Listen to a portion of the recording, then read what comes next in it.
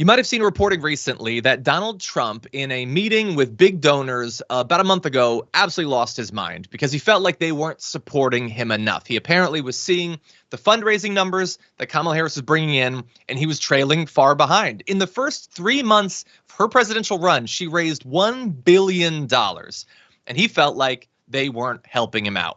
He also used the R slur against her. He talked about Jewish people in super weird ways. So obviously the money concerns are really stressing him out and he needs help. But don't worry, the cavalry is here.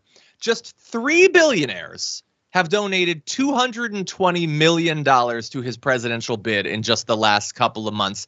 We're going to talk about all of them, but we're going to focus on one.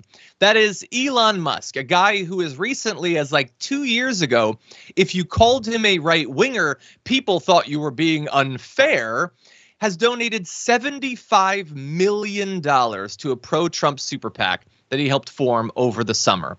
Miriam Adelson, by the way, gave even more, $95 million. And I think it's probably a good sign for a democracy when the Kamala Harris campaign, which was greeted with maybe the most political enthusiasm than we've seen since Bernie Sanders or Barack Obama, that you can match a significant chunk of that by just appealing to 3 oligarchs.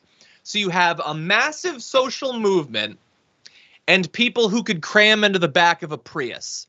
I think that's probably how democracy should work.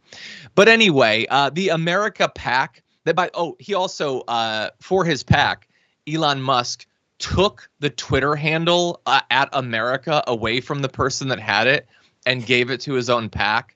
So that just seems cool. Again, that's how it should work when a rich person owns a social media platform. They've spent nearly $96 million, including $57 million on canvassing and field operations. So Donald Trump obviously doesn't have the same sort of enthusiasm, the same sort of ground game. He doesn't really care to campaign, but they can offset some of that laziness and ignorance by just having infusions of tens of millions of dollars from the wealthiest person in the world. And look, we've got more numbers, Nina, but just like this shouldn't be legal, I don't think. I don't want $1 billion being raised by a presidential candidate, even if it's from regular people. I think that's terrible. I don't think that's how it should work. But I much prefer them raising it, at least a significant chunk of it from regular people, than just billionaires coming in on parachutes to save another billionaire's ass. What do you think? Totally agree with you, John. I mean, really, it's very clear that we are the corporate states of America, no longer really the United States of America when it comes to campaign finance. We do need real, true, hard, make it plain campaign finance reform in the United States of America so that the ultra wealthy will not have an outsized influence on the people who are running for office. I mean, we really do elect the selected. Let's be honest. Mm-hmm. Those people, especially in certain races, usually the person that can raise the most money, has the most contacts, usually are the people who win. Or let me put it another way, the only people who really can truly compete are people who can raise the most money and have the most contacts. That don't necessarily mean they're going to win, but we're really pricing out like the everyday type of citizen running for office and being able to win. And that is from state legislatures all the way up to the Congress these days. It is obscene. And John, your point about who in the heaven needs $1 billion to run for president. This happened in 2016, the same thing. And guess what? The Democrats got their billionaires and multimillionaires too. I mean, so even as my party talks about not allowing the corporate interests to control, the corporate interests are in full control of both duopolies, the Republicans and the Democrats. So neither party can act like they're purists in that way. They have their ultra wealthy people dictating. I mean, hell, the reason why President Biden got pushed out is because the wealth class in the Democratic Party said, Democrats, we're going to cut you off.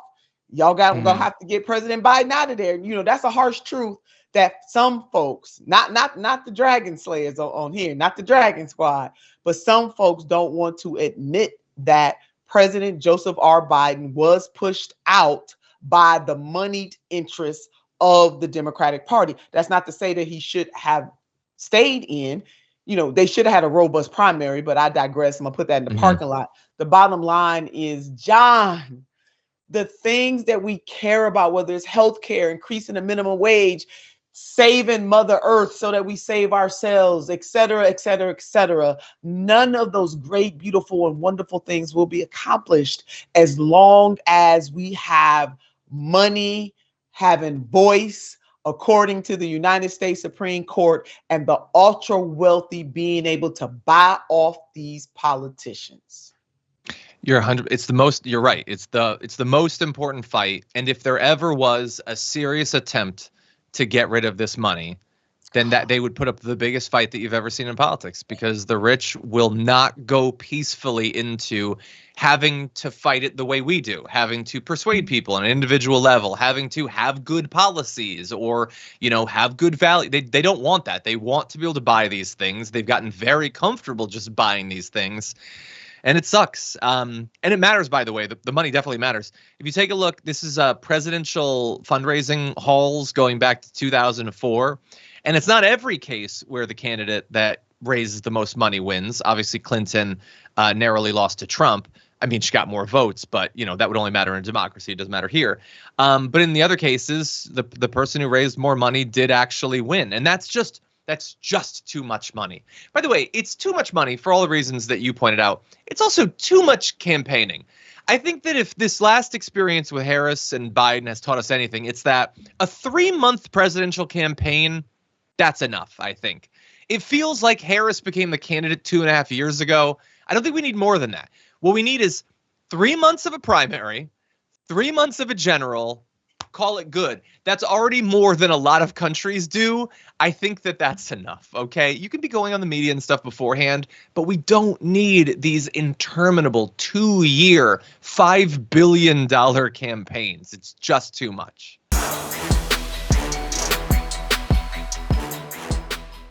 Members make a difference here at TYT. You help make the show happen, and we see you in the chat with your loyalty badge. Click the join button to become a member today.